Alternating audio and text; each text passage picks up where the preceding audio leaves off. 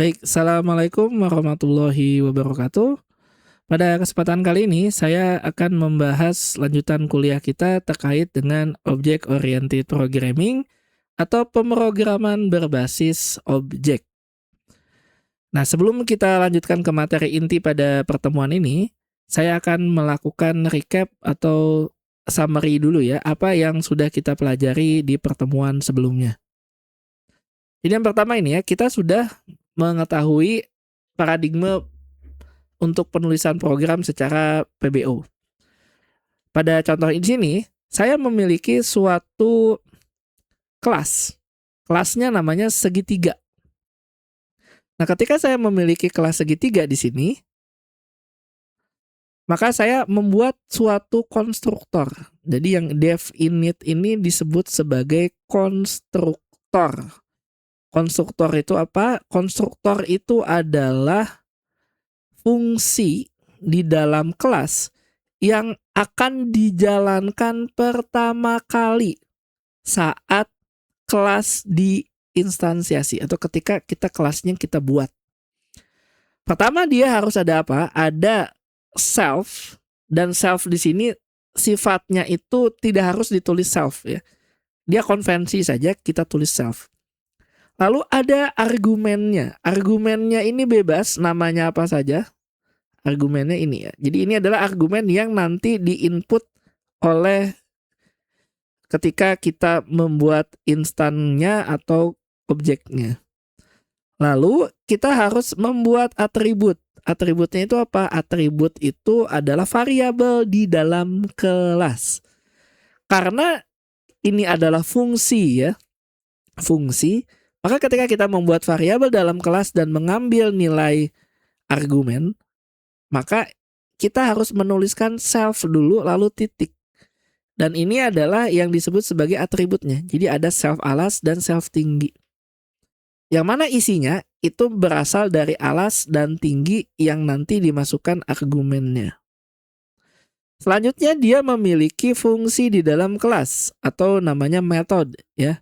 Yang tidak didahului oleh double underscore init itu namanya method atau fungsi di dalam kelas. Di sini kita membuat fungsi yang namanya get luas atau buat menghitung luas. Nah, dia menggunakan apa? Self alas dan self tinggi yang diambil dari atribut pada fungsi di luar fungsi get luas, tapi masih dalam satu kelas. Oleh karena itu maka penting untuk penulisan self di sini. Lalu baris berikutnya, baris yang ini adalah baris ketika kita menginstansiasi suatu instan atau objek. Jadi kita punya dua objek di sini, ada segitiga 1 dan segitiga 2. Yang mana segitiga 1 dan segitiga 2 ini adalah objek dari segitiga. Dan kita wajib ya memasukkan nilai di awal karena ketika kita membuat konstruktor, tadi kita sudah memasukkan ada dua argumen yang wajib kita berikan. Selanjutnya di baris berikutnya ini hanya menampilkan saja. Print ya. Lalu karena kita mau menampilkan luasnya, maka tulislah nama objeknya, lalu dilanjutkan dengan titik, lalu fungsi di dalam kelasnya apa. Nah, fungsi dalam kelas itu ditandai ya dengan adanya kurung buka, kurung tutup seperti ini. Tapi isinya kosong. Artinya kita memanggil fungsi di dalam kelas. Nah, kenapa kosong? Karena fungsi get luas ya, di sini dia hanya melempar satu self doang. Artinya ini adalah untuk fungsi yang tidak ada argumennya. Baik, itu untuk yang pertama ya, terkait bagaimana kita menulis pemrograman berbasis berorientasi objek menggunakan kelas. Nah, konsep yang berikutnya yang sudah kita pelajari pada pertemuan sebelumnya itu adalah konsep yang disebut sebagai pewarisan atau inheritance. Yang namanya pewarisan ya itu ada yang disebut sebagai kelas induk dan ada yang disebut sebagai kelas turunannya. Jadi kita harus definisikan dulu kelas induk. Pada kasus saya ini kelas induknya itu namanya temperatur. Dan di sini kita membuat konstruktornya dulu ya. Konstruktornya apa? Konstruktornya itu jadi dev init ya. Berarti yang ini yang pertama ya. Ini adalah konstruktornya. Dan dia di sini bisa memanggil satu argumen namanya Celsius. Nah, self Celsius di sini ini adalah atributnya yang nanti diisi dari si Celsius yang dilempar dari argumen user yang kita masukkan. Lalu di sini dia memiliki apa? Memiliki yang disebut sebagai fungsi di dalam kelas, yaitu namanya tampil.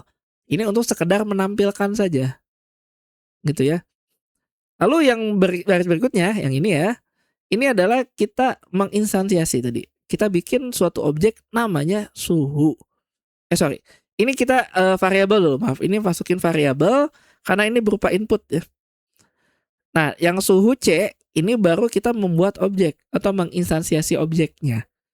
Lalu suhu di sini akan menjadi sebagai argumen inputnya. Lalu kita memanggil metodenya yaitu suhu tampil sehingga nanti akan ada print. Printnya apa? Suhu dalam Celsius sekian derajat C.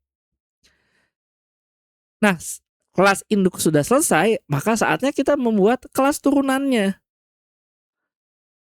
Jadi kelas turunan di sini saya membuat namanya to Fahrenheit. Ini tujuannya apa? Untuk mengkonversi nilai derajat Celsius ke Fahrenheit.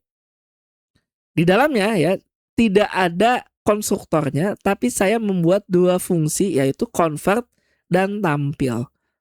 Otomatis apa? Konstruktornya itu menggunakan konstruktor dari kelas kelas induknya ya. Dan nanti kita hanya memanggil konversinya saja, gitu ya. Konversinya saja. Kalau kita mau mengkonversi, yaitu kita lakukan di sini ya. Ketika kita suhu F to Fahrenheit ini suhu ya. Nah, ini kita akan menggunakan konstruktor di kelas sebelumnya. Lalu menampilkan. Nah, menampilkan apa? Yang tulisan di sini yaitu sekian derajat Celcius sama dengan berapa Fahrenheit. Dan kita juga bisa membuat kelas turunan yang kedua. Gitu ya. Kelas turunan yang kedua itu apa? Namanya to Kelvin. Ini isinya sama persis seperti to Fahrenheit. Cuman bedanya ini mengkonversi ke Kelvin. Oke, kalau kita pindah ke program Python-nya ya. Pada kesempatan kali ini saya menggunakan text editor atau IDE yaitu anti-gravity. Ini adalah untuk kode program pertama. Jadi anti-gravity ini mirip seperti VS Code, tapi dia buatannya Google. Nah ini fungsi-fungsinya, kelas-kelasnya sudah ada temperatur, to Fahrenheit dan to Kelvin. Lalu kita di sini akan menampilkan ya. Pertama dia akan meminta input suhunya berapa, lalu nanti akan menampilkan suhu Celsius, suhu Fahrenheit dan suhu dalam Kelvin. Nah untuk runningnya gimana? Tinggal klik tombol ini ya, Ctrl Alt N atau tombol tanda play ini. Nah dia akan meminta kita untuk memasukkan suhu. Di sini saya akan memasukkan suhunya misalnya adalah 100. Lalu enter. Maka dia akan menampilkan suhu dalam Celsius 100. Kemudian suhu dalam Fahrenheit berapa. Lalu 100 Celsius itu sama dengan berapa Kelvin. Oke ya. Kita cukupkan untuk merecap apa yang sudah kita pelajari di pertemuan sebelumnya. Sekarang kita masuk ke materi kita. Di pertemuan ini apa yang akan kita bahas? Yang pertama kita akan membahas yang namanya overriding. Overriding itu penimpaan. Nah ini adalah hal umum ya yang dilakukan ketika kita membuat suatu program berbasis objek atau berorientasi objek. Ini tekniknya apa? Teknik ini mengimplementasikan ulang fungsi metode pada kelas turunannya yang sebenarnya sudah didefinisikan di kelas parent-nya. Ini kan kelas parent ya, kalau kita menurunkan itu pakai pass itu semuanya langsung plek-ketiplek apa aja sama. Semua atribut, semua fungsi di kelas parent atau kelas induk itu akan ada di kelas turunannya. Tapi seringkali ya kita ingin membuat sedikit pembeda pada kelas turunannya. Nah, pembeda ini kita tidak perlu menulis ulang fungsinya. Baru kita bedain dikit gitu ya. Tapi kita bisa apa? Kita bisa memodifikasi dan tetap menggunakan fungsi yang asli tapi kita modifikasi. Gitu ya. Jadi overriding ini adalah bagian penting untuk pembelajaran OOP, terutama kasus pewarisan atau inheritance. Nah, bagaimana kita melakukan overriding? Nah, ini yang saya contohkan dulu ya. Ini adalah sebelum kita melakukan overriding. Jadi kita punya kendaraan, kelas kendaraan dan kelas mobil. Di mana kelas kendaraan itu adalah kelas induknya dan mobil itu adalah kelas turunan dari kelas kendaraan. Nah, kita tahu bahwa kendaraan itu punya fungsi gitu ya, fungsinya bisa berjalan. Semua kendaraan pasti bisa berjalan, artinya mobil juga pasti bisa berjalan gitu ya. Dia memiliki fungsi berjalan. Cuman kita akan memberikan nanti ya perlakuan khusus kepada fungsi mobil tersebut. Oke, jadi kalau kita lihat di sini, ini masih program sederhana, kita tidak menggunakan konstruktor. Ya, kita membuat fungsi berjalan aja langsung. Dan di sini apa? Kita langsung print aja. Print bisa berjalan. Nah, kalau kita pakai PES ya, maka otomatis tulisan bisa berjalan ini atau si kelas mobil ini pasti punya metode yang namanya berjalan juga. Nah, kita akan membuat instan atau objek ya. Misalnya sepeda itu kendaraan.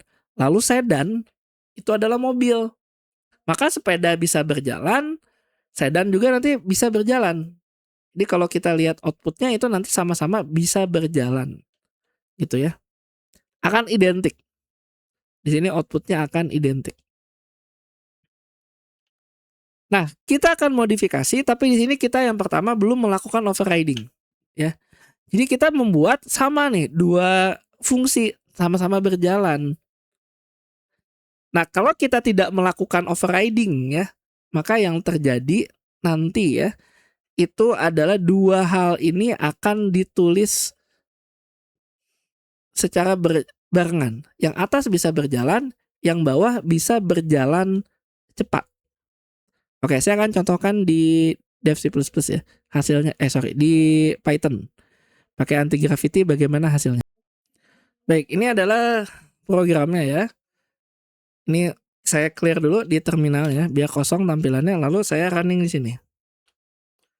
Lihat ya, kita akan mendapat dua output, yang satu bisa berjalan cepat, yang bisa berjalan yang sepeda ya. Itu dan bisa berjalan cepat ini untuk sedan. Nah, ini kita belum melakukan overloading. Jadi outputnya kayak tadi ya. Nah, sekarang kita akan coba menambahkan parameter fungsi pada fungsi yang ditimpa.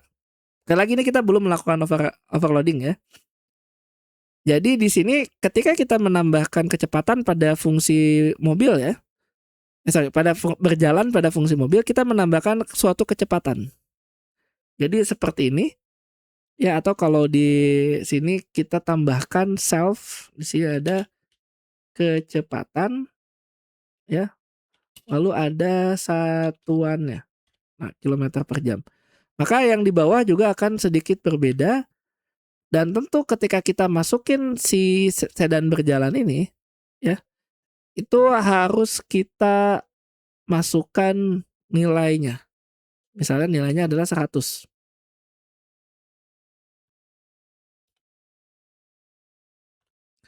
Maka sekarang ketika kita jalankan si fungsi sedan berjalan dengan angka 100, maka tulisannya yang ini ya, bisa berjalan cepat 100 km per jam. Nah, sekarang barulah kita akan melakukan pemanggilan fungsi. Kan jadi ngapain ya kita udah melakukan pewarisan tapi fungsi yang di atasnya masih kita nggak pakai gitu misalnya. Nah, ini kan kalau kita harus tulis ulang ya ngapain gitu. Jadi di sini kita bisa melakukan tanpa melakukan penulisan ulang untuk kode fungsi yang di atasnya atau di induknya. Nah, caranya di sini kita sama seperti kita lakukan pada saat kita membuat konstruktor ya.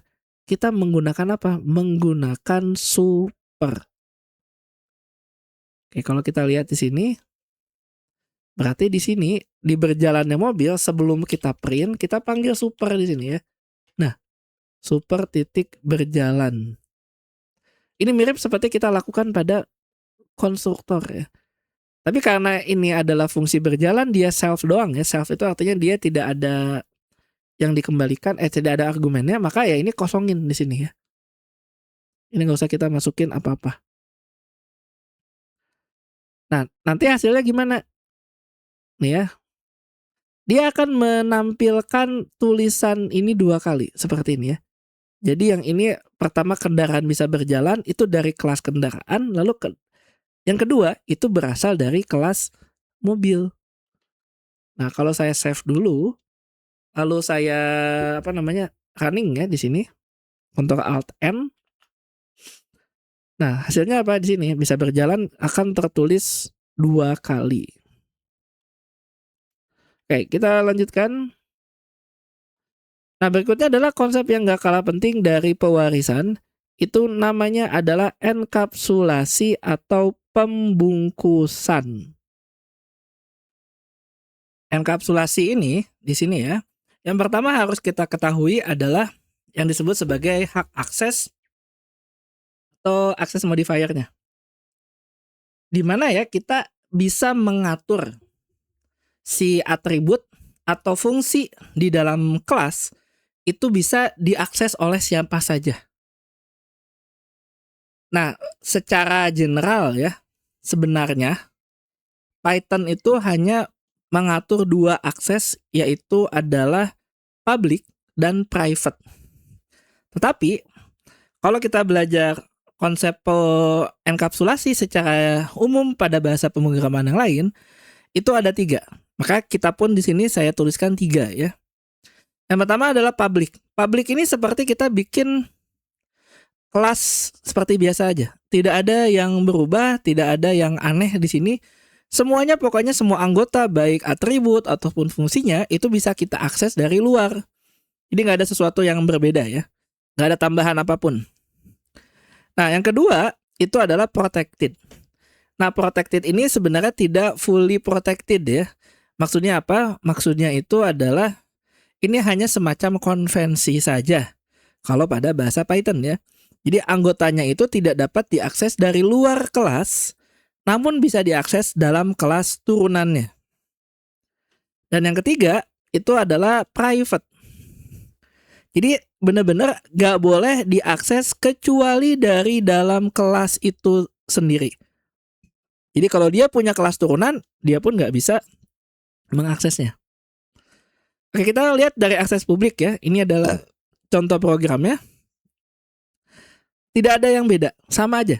Ini contoh apa? Nyari segitiga ya. Ada alas tinggi luas.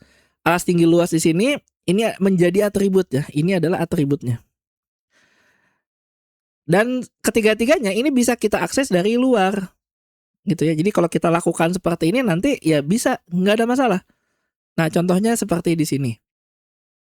Oke, kalau kita jalankan misalnya alasnya 100, tinggi 80, maka luasnya 4000. Ini bisa kita lakukan seperti biasa, ya nggak ada perubahan yang signifikan untuk hak akses publik karena secara default, secara tanpa kita apa-apain gitu ya, semua aksesnya itu publik. Kalau kita tulis seperti yang saya jelaskan bagaimana kita membuat kelas tanpa ada modifikasi apapun. Nah, yang kedua, ini adalah akses protected. Tapi akses protected ini tidak fully protected ya. Jadi sebenarnya tadi saya bilang bahwa protected itu nggak ada. Ini hanya semacam kesepakatan saja atau bahasa kerennya konvensi.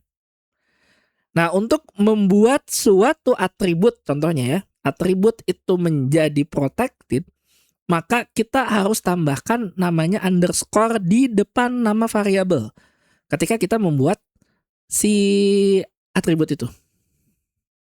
Contohnya seperti ini. Nah, lihat di sini ya. Self titik underscore merek. Nah, maka kita hanya bisa mengakses dari dalam kelas. Pasti bisa. Nah, kalau dari kelas turunannya secara normal ya, karena protected ya, dia juga bisa. Seperti ini ya. Dia bisa. Nah, ini adalah kode program bagaimana dia mengakses ya. Mengakses di sini ada kelas mobil balap. Maka ketika kita membuat mobil balap, kita membuat konstruktornya. Maka kita di bagian super init ya. Ini tetap kita perlu masukin ini ya, merek ini. Ini tetap ada. Karena ini memanggil konstruktor dari atas. Kemudian kita bikin apa di sini ada total gear. Ini seolah-olah protected juga ya. Nah, ketika kita membuat fungsi di dalam mobil balap yaitu fungsi untuk memanggil atau menampilkan, maka ketika kita punya si atribut di mobil, bukan mobil balap ya, merek, maka kita wajib ada apa? Ada ini nih. Ada underscore-nya. Begitu juga dengan yang si total gear-nya. Nah, kalau kita panggil di sini programnya ya, dia Ferrari, lalu kita masukkan 2 argumen Ferrari, misalnya gear-nya ada 8. Lalu Ferrari pamer. Maka ini tulisannya ini mobil Ferrari dengan total gear 8. Oke, kalau kita balik ke Dante Graffiti ya, di sini. Ini saya komentarkan dulu ya. Nah, ini saya ganti jadi 8 ya biar sama.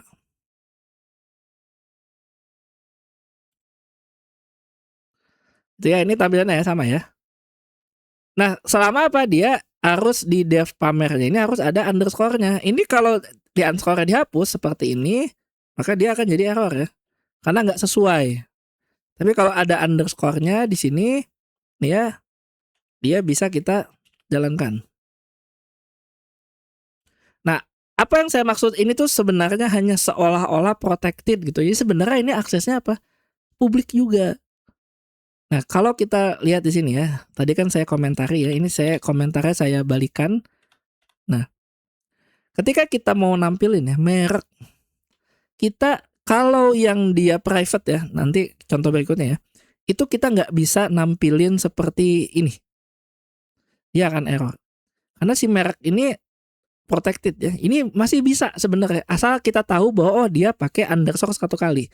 Nah, kalau underscore 1 kalinya kita hilangkan ya seperti ini, memang dia nggak akan bisa di sini error ya. Karena mobil balap tidak punya atribut merek. Tapi kalau kita tahu ya bahwa di sini ya, ini kita balikan ada underscore-nya. Nah, seperti ini. Balik lagi ya, ada underscore-nya. Nah, sekarang dia muncul tuh yang bawahnya. Nih, biar lebih jelas. Ya, muncul ya. Artinya ini masih bisa diakses nih, underscore merek ini. Tidak protected sebenarnya. Dia sebenarnya public. Asal kita tahu dia ada underscore-nya. Jadi kayak seolah-olah protected tapi sebenarnya tidak. Nah, beda cerita kalau kasusnya kita punya private. Kalau private ini benar-benar private ya. Jadi private itu apa? Hanya bisa diakses dari dalam kelas saja. Dia nggak bisa kita akses dari luar kelas. Contohnya seperti ini, saya bikin kelas baru sama mobil ya. Dalamnya ada merek, tapi kali ini dia pakai yang namanya double underscore. Atau double underscore itu sering kita sebut sebagai dunder ya. Tulisannya dunder, D-U-N-D-E-R. Singkatan dari double underscore. Nah, lihat di sini underscore-nya double. Nih ya. Nah, kalau ini dia benar-benar nggak bisa diakses. Ketika kita tahu, oh ini ada double underscore nih, kita mau akses ya. Ini nanti tulisannya apa? Tidak punya atribut dunder merek. Padahal di sini kan ada gitu ya. Jadi ini benar-benar tidak bisa diakses. Oke ya, saya contohkan di Python-nya. Oke, ini kode Python ya. Jadi saya punya kelas mobil. Lihat di sini. Ini agak sedikit beda dulu ya, kita lihat. Pertama dia ada konstruktor ya, di baris 3 dan 4. Ini adalah konstruktor baris 3 4.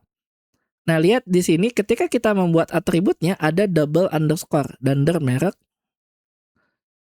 Nah, nanti kita akan mereturn ya, mereturn apa si fungsi ini. Fungsi ini ya, kita akan mereturn fungsi yang ini. Yaitu fungsi merek, fungsi panggil ya, ini namanya fungsi panggil. Kemudian di mobil balap, nih ya, mobil balap itu adalah kelas turunannya. Nah, ini kan sama seperti sebelumnya ya, ada kelas turunannya. Nah, sekarang kita mau aksesnya kayak sebelumnya nih ya. Ini lihat, ini kan mirip ya. Cuma bedanya yang satu underscore 1, ini underscore 2. kita lakukan hal yang sama persis. Kemudian di baris 16 di Jeep ini ya, Jeep sama dengan mobil Jeep. Ini artinya kita membuat instan atau objek ya dari kelas mobil, kita masukin mereknya Jeep. Kemudian kita lakukan ini ya, print Jeep panggil. Nah, ini bisa kenapa? Karena yang manggil di sini ya, Jeep panggil ini merujuk kepada kelas yang ini. Dev panggil ya, dev panggil. Jadi si dev panggil ini merujuk kepada kelas ini, dan di dalamnya kan ada merek ini ya, double underscore merek, yang mana ini masih satu kelas. Jadi yang baris 17 ini akan aman. Beda cerita dengan baris 19. Baris 19 ini dia secara eksplisit memanggil atributnya. Sama seperti yang sebelumnya ya, mobil titik merek. Kalau di sini kan bisa ya. Tadi ya kita udah tes, dia bisa. Nanti kalau di sini ini nggak bakal bisa. Dia akan error, tapi yang baris 20 aman. Kenapa? Karena ini merujuk kepada total gear-nya. Gitu ya, total gear ini merujuk kepada total gear. Jadi akan aman. Oke, kita coba di sini saya running ya. Lihat yang tampil apa? Tulisan Jeep di sini muncul ya, Jeep di sini muncul. Ini merujuk kepada apa? Kita memanggil fungsi. Tapi di bawahnya langsung nggak dikenal ya. Ini nggak ada nih. Padahal kan ada tulisannya ya. Di sini underscore double. Udah kita ngikutin gitu ya. Tapi beda cerita kalau double underscore-nya kita hapus. Misalnya jadi satu ya. Satu underscore aja. Kemudian di sini kita satu juga. Dan di sini kita hapus jadi satu. Lalu kita save. Bentar, ini masih ada yang nyangkut. Oh, ini masih ada nyangkut ya. Di line 6. Oh, ini masih nyangkut satu. Oke, kita save lagi. Bentar, biar kelihatan CLS. Oke, ada yang masih nyangkut tadi nggak? Yang double. Oh, ini masih nyangkut nih. Ini satu udah bener. Ini oke, kita coba dulu ya. Ini ada di line 20. Oh, line 20 masih nyangkut. Nah, ini mobil object has no total gear. Oh, sorry. Yang ini kita hapus dulu karena ini nggak relevan ya. Ini saya hapus dulu. Karena yang mobil balap ini nanti ya kita tampilannya. Oke, ini hapus dulu. Nah, ini muncul ya. Ini bisa tuh ya, bisa lihat. Ketika kita ganti dia jadi merek doang, pakai underscore 1. Kalau kita ganti jadi underscore dihapus lagi ya.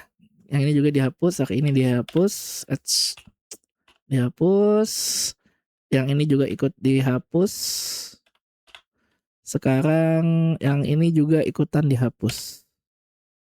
Kemudian kita print ini juga kita ikut hapus.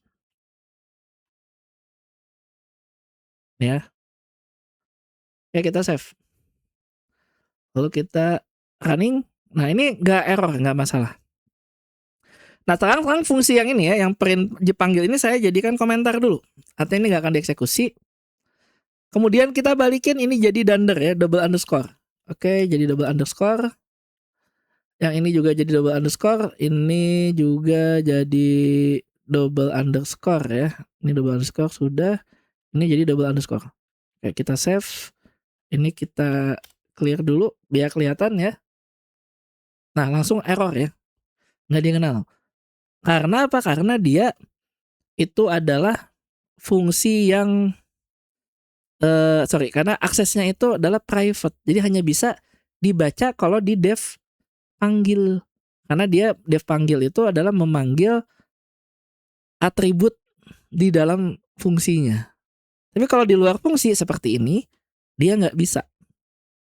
Atau nih ya, yang kedua tadi kita pakai fungsi mobil balap ya, dev mobil balap. Nah, misalnya kita buat lagi di sini ada Ferrari gitu ya. atau Lamborghini sekarang. Lamborghini ini adalah mobil balap. Nah, lalu Lamborghini pamer. Nah, ini kan kelas yang mobil balap, ini adalah kelas turunan dari kelas mobil ya. Oke, kita running. Ya, error juga ya masih ya. Kenapa? Karena nggak boleh nih kalau kita running lagi di sini. Ya, pertama kena di Jeep merek ya. Kena di Jeep merek. Dia udah kena pertama. Nah, lu ini saya jadiin komentar ya biar kita lihat yang bawahnya bisa jalan apa enggak ya. Lihat di sini kita running lagi. Nah, di sini kena di mobil balap merek. Lihat ya. Ini kena di mobil balap merek. Nah, dia nggak bisa. Karena dia mobil balap merek itu nggak ada. Kemudian dia kasih apa suggestion ya. Did you mean mobil merek gitu ya. Nah, gimana kalau ada mobilnya gitu kan? Kayaknya nggak bisa juga ya. Tapi ketika kita hapus yang di sini, nah gini ya, ini hapus. Lalu yang di sininya juga ikut dihapus. Di sini ikut dihapus. Nah, ini saya clear dulu. Lalu kita running di sini. Dia bisa gitu ya. Artinya aksesnya sudah bukan private lagi. Karena private itu sekali lagi hanya bisa diakses di dalam kelasnya saja. Gitu ya. Jadi ketika kita lakukan, nah gini 2 kali, maka di sini juga harus 2 kali. Di sini 2 kali, ini nggak akan bisa ya. Ini yang dev pamer ini nggak bisa jalan. Sehingga yang bagian ini, ya di bagian Lamborghini pamer ini saya akan kasih komentar aja. Lalu saya jalanin yang ini aja nih, yang print Jeep panggil ya. Karena panggil itu adalah fungsi di dalam kelas mobil. Oke, kita running di sini. Nah, keluar Jeep. Oke, kurang lebih seperti itu ya untuk akses private. Nah, berikutnya adalah yang disebut sebagai operator overloading. Tadi kita sudah tahu ya bahwa overloading itu kan namanya apa ya? Melakukan penimpaan. Sorry, itu override ya. Override itu penimpaan. Nah, overloading itu apa? Ini adalah teknik untuk mengatur ya bagaimana kita mengatur perilaku fungsi berdasarkan parameter yang diterimanya atau objek berdasarkan operator yang sedang dioperasikan. Jadi kita akan mengoperasikan suatu objek. Ya, suatu objek yang mana objek itu tadi dia dari kelasnya apa gitu ya. Nah, itu secara umum ya itu nggak bisa kita langsung mengoperasikan misalnya melakukan operasi matematika. Tidak sesederhana misalnya 1 tambah 2 ya. Kalau kita punya X sama dengan 1, lalu X2 sama dengan 2, kita tambahkan X1 tambah X2. Itu bisa kita lakukan. Tapi kalau dia X1-nya objek, X2-nya juga objek, maka itu tidak bisa kita lakukan. Oke ya, nah untuk lebih jelas, ini contoh operator seperti ini ya. Nah, pertama, operator plus itu artinya bisa beda-beda. Tergantung tipe datanya. Kalau tipe datanya integer, 1 tambah 1 sama dengan 2. Tapi kalau tipe datanya string, 1 tambah 1 bukan 2, tapi 1. Gitu ya. Nah, ini kita lihat contoh yang kita lakukan operator overloading. Contohnya seperti ini. Lihat di sini ya. Saya punya kelas angka. Dan kita lakukan suatu pembuatan konstruktor, dia ada satu argumen namanya angka. Lalu kita membuat atribut ya, atributnya di sini. Ini adalah atributnya. Nah, ketika kita masukkan ya, X1 itu angka, X2 itu angka. Kalau X1, X2-nya bukan suatu objek ya, bukan suatu objek tapi adalah suatu integer biasa, maka kita boleh melakukan operasi yang ini. Ini tidak akan bermasalah. Oke, saya kasih contoh di Python ya, biar kita bisa lihat beneran bermasalah apa enggak gitu ya. Nah, contohnya seperti ini ya. Kita running di sini. Nah, lihat dia error karena Nggak bisa tuh ya, kita langsung nambahin si objeknya ini. Nah, kalau kita pengen tahu apa sih si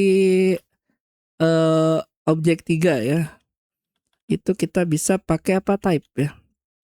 Type ini objek 1 dulu ya. Kalau penasaran, ini apa sih objek 1?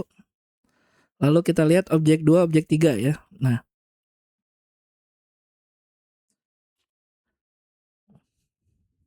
oke, ini masih error, lupa ini dikomenkan dulu. Nah, objek 3 nggak ada ya. Ini harus dikomenkan dulu. Nah, lihat ya bahwa objek 1 itu adalah kelas ini main angka, ini kelas main angka. Ini adalah objeknya. Jadi bukan lagi integer. Nah, kalau integer ya boleh kita lakukan hal seperti ini ya. Ini boleh. Nah, bahkan ya kalau misalnya kita bikin misalnya suatu fungsi di dalamnya. Fungsi yang mengembalikan ya. Nah, misalnya ini def nilai, namanya nilai aja ya. Def nilai self. Nah, yang dikembalikan apa sih? Misalnya dia langsung me-return self angka. Gini ya. Lalu kita lakukan sementara ini kita inisiasi objek 1 ini kita lakukan seperti ini nih. Misalnya kita bikin X ya, X1 nah sama dengan objek nilai gini ya. Lalu kita print X1 tambah X2 ya, seperti ini. Kayak ini kita save dulu. Lalu kita coba jalankan. Nah, kalau seperti ini bisa. Gitu ya. Kalau seperti ini bisa. Tapi dia tidak langsung menjumlahkan objeknya. Jadi kita harus bikin semacam variabel seperti ini ya. Karena nanti X1 ini nilainya akan integer. Dia akan mengembalikan atau mendapatkan nilai dari return value-nya si nilai ini. Nah, yang kita mau lakukan itu adalah langsung penjumlahan si objeknya. Itu objek 1 tambah objek 2 ya, seperti ini. Nah, kalau gini dia nggak boleh. Ya, bisa dipahami ya. Nah, bagaimana caranya kalau kita mau melakukan penjumlahan objeknya langsung, bukan dari return value-nya ya. Maka yang kita lakukan di sini adalah kita menggunakan suatu operator yang namanya add. Ini sering disebut sebagai magic method. Jadi ada dunder, add, dunder. Jadi alih-alih kita membuat def nilai gitu ya, kita bikin def add di sini. Nah, syaratnya apa? Dia harus ada 2 ya, yang satu self, ini pasti ya self ini. Berikutnya kita bikin satu lagi argumen. Ini namanya bebas, boleh apa saja. Nah, di sini saya pakai bahasa Indonesia namanya objek.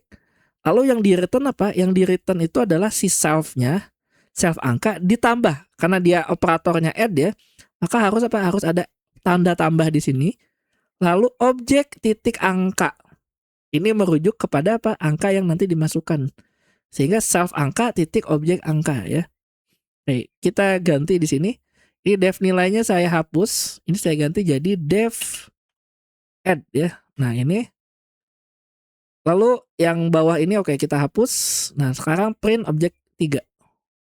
Nah, yang nilainya nggak usah deh. Ini di delete. Ini juga di delete ya. Lalu ini print. Nah, objek 3. Seperti ini ya. Oke, kita CLS dulu biar kelihatan. Lalu kita cunning. Nah, ini baru bisa ya. Nilai 30. Nah, itu namanya tadi pakai magic method. Nah, kita juga bisa membuat operator overloading misalnya ya. Itu dengan apa namanya mereturn instansinya langsung. Jadi kalau bedanya dengan yang ini ya.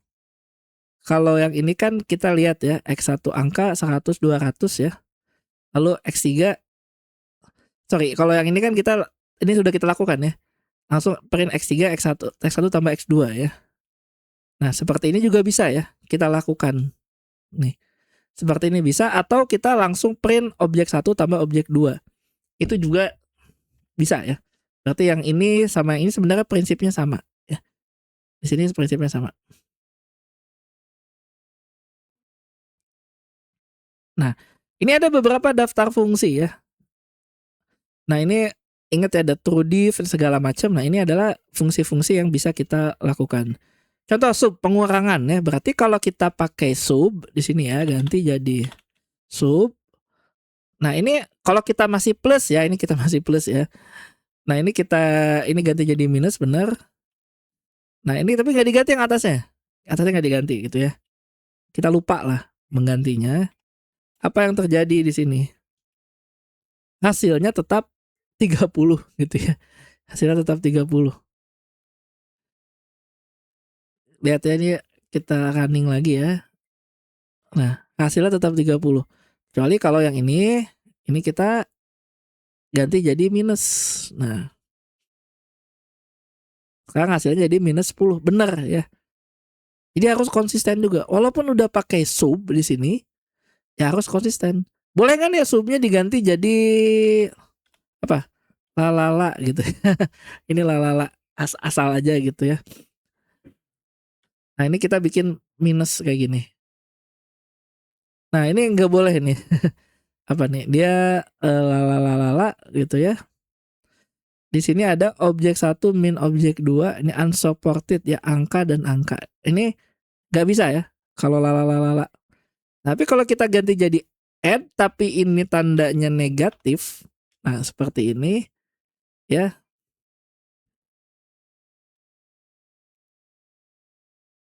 Nah, ini juga ini sebenarnya nggak boleh ya. Kalau kita lihat dia ini di clear dulu ya. CLS. Nah, tadi berarti ada yang belum diganti ya. Nah, ini juga nggak bisa karena dia add ya, di sini add. Add itu apa? Harus positif. Nih ya, ketika kita ganti jadi positif, dia baru bisa. Nah, ketika kita ganti jadi apa? Di sini sub. Nih ya, sub. Coba kita ini nggak diganti ya. Nah, dia nggak bisa juga. Ya. Karena sub itu harus negatif.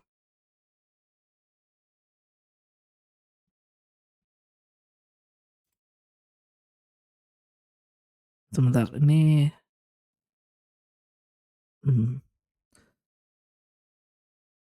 tapi ini masih boleh kalau sub ya. Tapi kalau add tadi nggak boleh ya. Ini menarik nih. Ini masih plus. Nah, ini masih bisa ya ternyata ya. Nah, ini masih bisa. Cuman tadi kalau add nggak boleh ya, dia negatif. Tapi kalau sub ternyata masih boleh. Tapi kalau yang lain misalnya pembagian gitu ya. Ini apakah bisa nih? Nah, ini bisa. Ini si sub agak aneh ya. Dia bisa. Tapi kalau kita ganti jadi apa tadi? Add ya? Sempat nggak bisa ya? Add. Oh, bisa juga. Jadi pokoknya tapi jangan salah ya. Ini kita tes-tes aja ya. Ini bisa atau enggak gitu ya. Nah, maksudnya kan ini penjumlahan. Nah, kemudian ada yang lain-lain ya. Misalnya kayak mult dan lain-lain tuh div. Nanti bisa dicoba-coba saja ya. Nah, kemudian ada operator perbandingan. Jadi selain aritmatika juga operator perbandingan. Ada lebih besar, kurang dari, sama dengan 2 kali ya. Ini juga bisa kita lakukan operator overloadingnya. Nah, contoh lebih besar jadi GT, kurang dari jadi LT. Kemudian sama dengan 2 kali jadi EQ ya. Nah, ini contoh di sini adalah bagaimana kita menggunakan untuk perbandingan ya. Pakai init. Init itu apa? Init itu sekali lagi adalah untuk konstruktor. Lalu ada GT untuk melihat apakah angkanya itu lebih besar atau lebih kecil ya. Jadi di sini akan return apa? Nilai true false. Dan kita harus konsisten ya. Kalau GT kita pakai simbolnya greater than, LT adalah less than, kalau equal ya ini sama dengan 2 kali. Jangan tidak konsisten. Oke, nanti ini hasilnya itu yang bawah, yang true false dan di sini tidak saya contohkan ya. Oke, ini ya hasilnya. Lalu kita lanjutkan, ini adalah daftar fungsi-fungsinya. Ada apa aja sih? Untuk komparasi ya sesuai ya. Ada 6, berarti dia ada LT, GT, LE, GE, EQ, dan NE. Berikutnya adalah, nah ini fungsi untuk operator assignment. Nah, assignment itu apa? Nah, jadi Ini kayak compound operator. Jadi ada isu i-add. Nah, ini sebenarnya kalau kita punya ya, misalnya X sama dengan X plus 1 kan. Itu bisa kita tulis misalnya, ini kalau saya tulis gini ya, misalnya X sama dengan X plus 1 kan. Ini boleh kita tulis seperti ini. X plus sama dengan 1 ya. Oke, kita coba untuk yang operator assignment ini ya. Kita coba di Python-nya. Nah, ini kita modifikasi si kelas angka ini. Nah, ini cara penggunaannya agak sedikit berbeda ya, karena kita bukan melakukan operator aritmatika ya. Jadi agak sedikit berbeda. Nah, ini kita ganti, ini jadi kita pakai yang isub aja ya, isub. Berarti ini kan dikurangi ya. Sama ini self object. Nah, tapi kita tidak langsung return seperti ini, kita harus melakukan seperti ini ya, self angka. Lalu apa? Kurang dari sama dengan objek angka. Lalu yang di return itu adalah self-nya. Nah, jadi yang di return adalah self-nya. Bukan self angka ya. Nah, kemudian kita harus menambahkan satu lagi magic method yang namanya itu adalah dunder double underscore representation ya. Nah, seperti ini. Nanti yang di return itu misalnya adalah tulisan ini. F angka self angka ya. Seperti ini. Nah, kemudian kita bisa tulis ya, objek 1 misalnya angka 10, objek 2, nah ini bedanya di sini kita hapus dulu.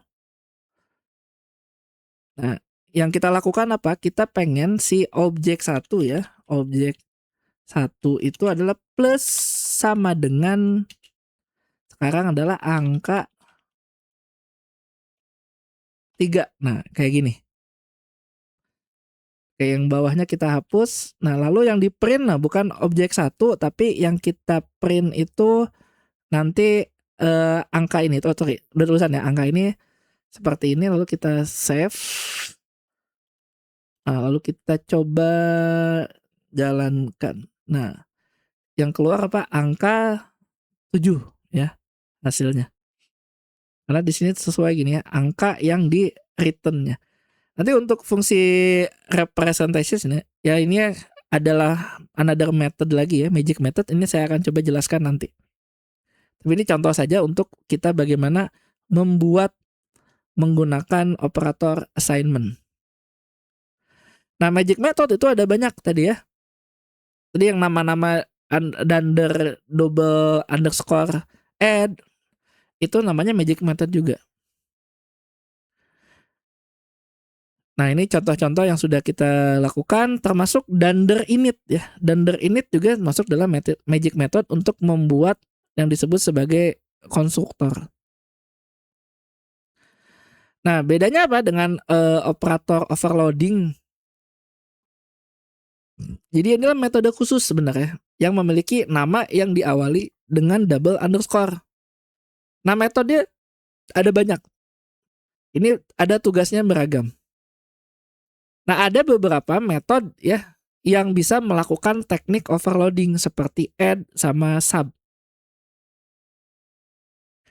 Nah, konstruktor juga termasuk magic method. Jadi ketika kita membuat sebuah konstruktor dalam suatu kelas, maka artinya kita telah menggunakan salah satu magic method yang terdapat pada Python. Nah, kemudian ada metode str. Nah, metode str ini akan dipanggil ketika sebuah instan dari kelas yang bersangkutan dikonversi menjadi string atau ketika dijadikan parameter untuk fungsi print. Oke, ini memang bisa menggantikan ya. Itu kalau kita punya fungsi tampil itu kita bisa ganti menjadi metode str. Nah, contohnya gimana? Oke, kita balik lagi ke Python-nya ya. Jadi kalau kita punya fungsi segitiga ya, ini kan yang di pertama ya, di cara pertama ini sudah kita lihat di Python-nya itu yang fungsi ini ya, segitiga. Nah, ini kan seperti ini ya, dia hanya mengembalikan nilai saja. Nah, kita bisa tambahkan di sini ya.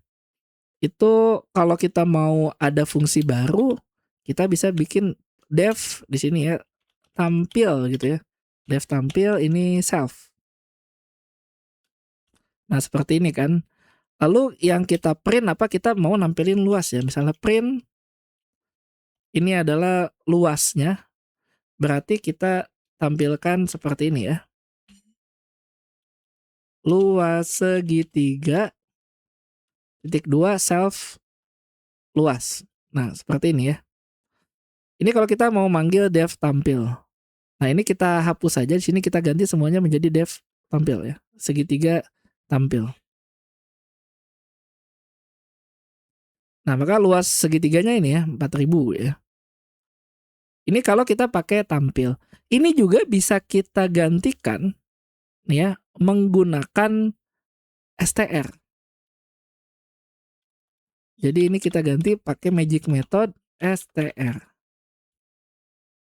Nah, kita nggak usah print ya, tapi yang kita lakukan adalah return. Nah, returnnya seperti ini. Atau kalau mau lebih lengkap boleh kayak gini ya. Nah, luas segitiga kita masukin alas tinggi sekian, lalu self luas. Ini bisa kita lakukan atau langsung aja deh biar nggak pusing. Nah, ini saya delete dulu. Nah, ini ya. Jadi ketika kita print di sini, printnya apa? Print segitiga ya. Oke, kita lihat bedanya sama aja ya. Tuh sama-sama menghasilkan luas segitiga 4000.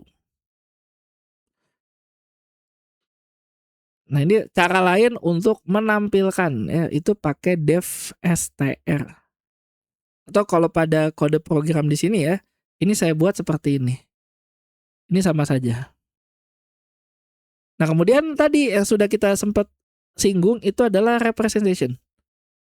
Nah, hampir sama ya dengan metode str, metode representation atau dan the rep r ini juga akan mengembalikan sebuah string. Bedanya kalau metode ini hanya akan dipanggil ketika kita memanggil default function-nya pada Python.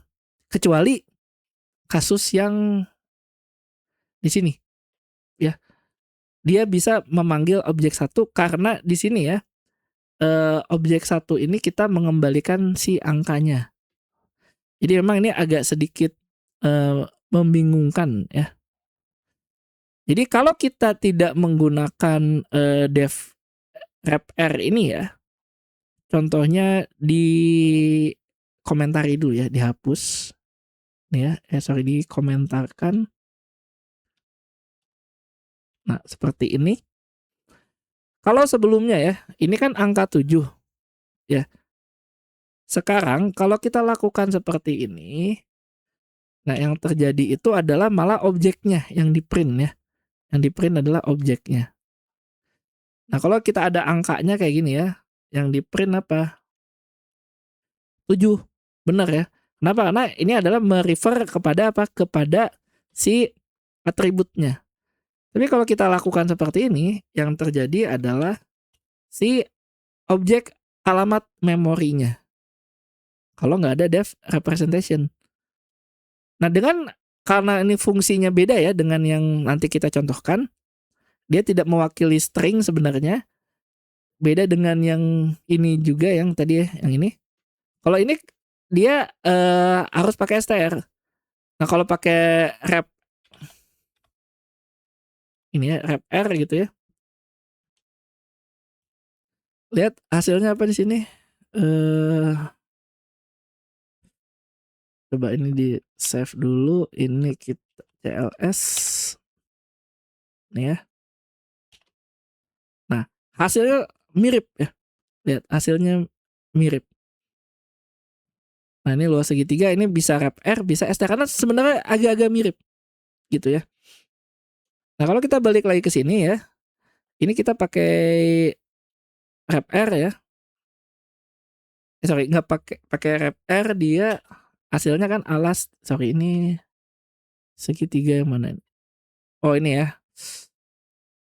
Ini pakai, sorry yang ini dulu ya. Nah, ini ketika kita balikin dulu di sini ya, nilainya. Nah, maka benar ya, dia angka 7. Nah, pada yang bagian ini kan STR ya. Ketika dia STR, nih ya, STR, kalau kita print tampilannya ya dia akan menampilkan alas 10, tinggi 20, luas 100. Nah, sekarang STR diganti jadi apa? wrapr gitu misalnya ya. Apa yang terjadi di sini? Hasilnya sama ya. Hasilnya mirip. Jadi bisa dibilang si STR dan wrapr ini, representation ini agak-agak mirip. Nah, berikutnya kalau kita lihat di sini ya. Ketika kita punya suatu kelas yang di dalamnya ada def str dan def wrapr, maka kalau kita lakukan seperti ini print x ya, ini yang muncul itu adalah yang str-nya, bukan wrapr-nya. Jadi kalau kita mau ada double gini, kita harus memanggil apa, pakai default function-nya. Gitu ya. Walaupun secara segi tampilan ini agak mirip antara str sama string ya, tadi str to string sama representation. Mungkin kalau saya jelaskan lebih detail ya di sini, wrapr atau representation itu digunakan untuk memberikan deskripsi formal dan detail dari sebuah objek. Nah, tujuannya apa? Tujuannya itu supaya pengembang atau developer ya bisa melihat informasi lengkap objek tersebut saat melakukan debugging atau pencatatan log.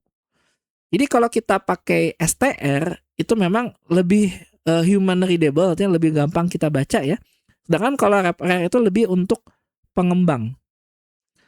Nah, sifatnya apa? Sifatnya itu lebih formal ya.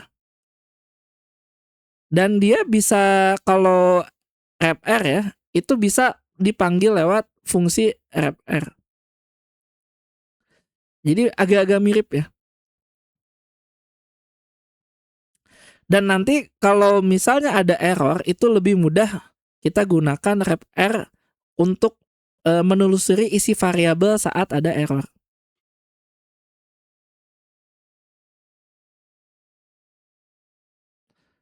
Gitu ya. Jadi bisa dibilang agak-agak mirip, cuman fokusnya beda.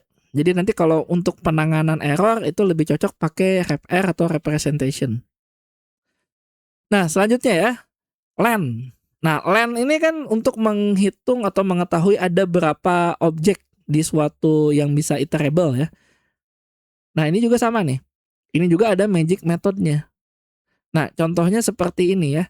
Di sini saya punya kelas siswa. Kita bikin dulu konstruktornya ya. Konstruktor di sini. Lalu kita bikin fungsi untuk nambah siswa pakai append ya. Pakai append. Nah, di sini kita juga menggunakan magic method dunderland untuk apa? Mereturn nanti adalah berapa anggota di dalamnya. Gitu ya. Sehingga nanti ketika kita lakukan len ini, karena ini isinya 2, dia akan keluar nilai 2. Oke, saya akan contohkan di Python-nya ya. Contohnya seperti ini ya. Ini ada 3 ya. Kalau di sini saya lakukan 3, ada Budi, Ani sama Cici gitu ya. Lalu kita running di sini. Oke, nah kita lakukan apa? Print len grup 1 ya. Seperti ini. Maka dia akan mengembalikan 3 ya. Ketika kita print, outputnya adalah 3.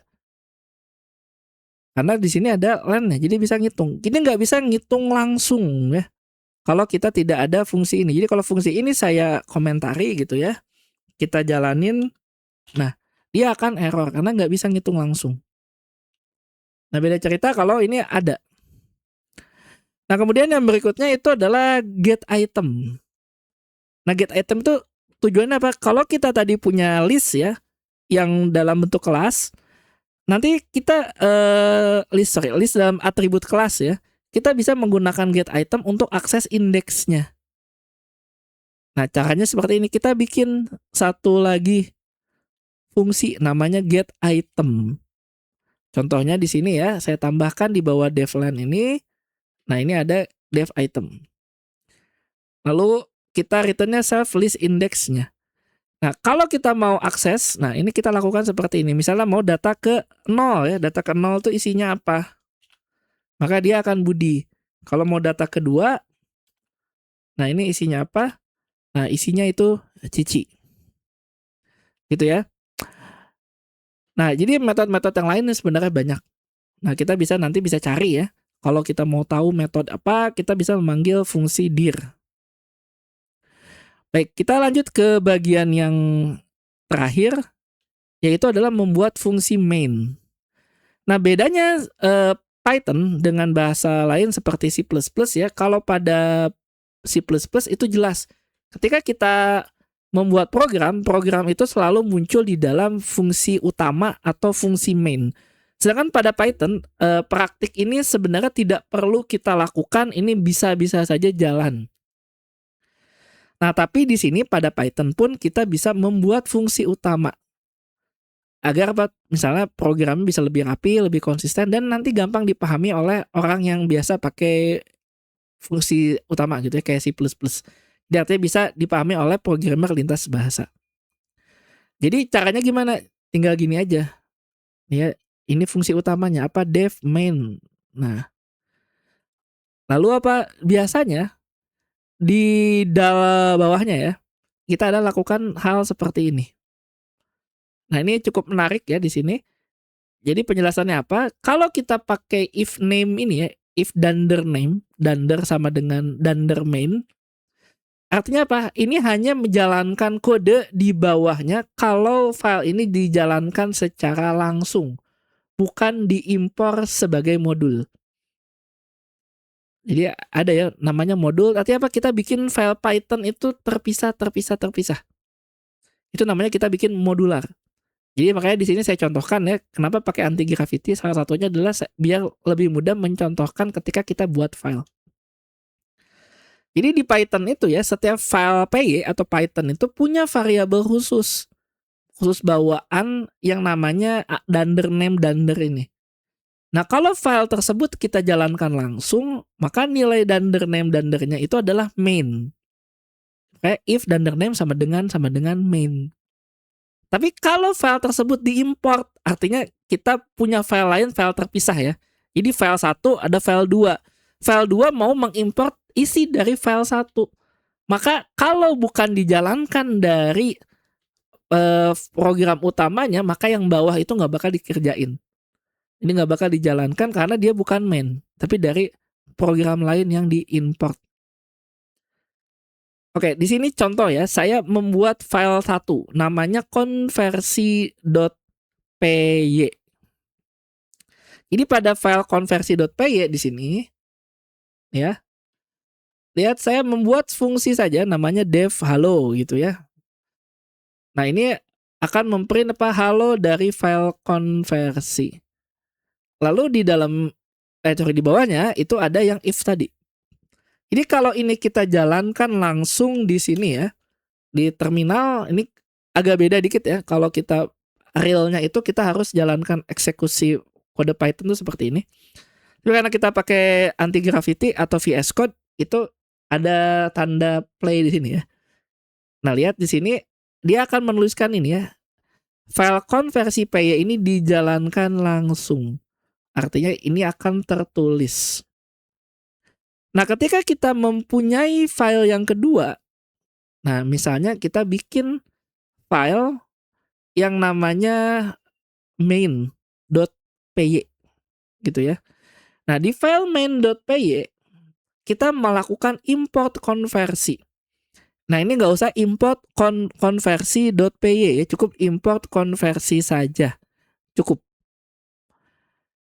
Asalkan file konversi itu ditaruh di dalam direktori yang sama dengan file main.py ini.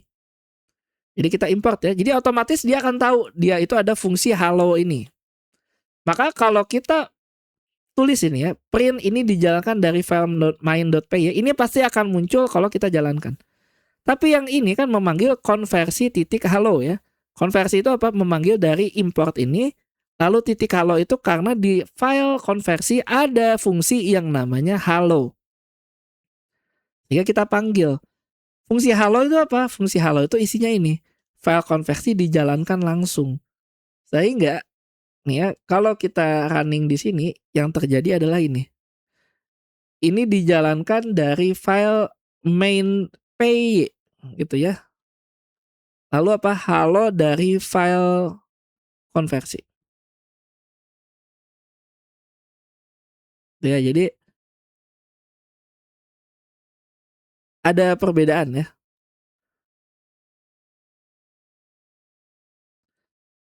Nah, kalau misalnya di sini ya, ini ada halo ya. Tulisannya apa ini? File konversi PY dijalankan langsung. Ini nggak muncul, lihat ya. Ini nggak muncul di main PY. Gitu ya, ini nggak muncul.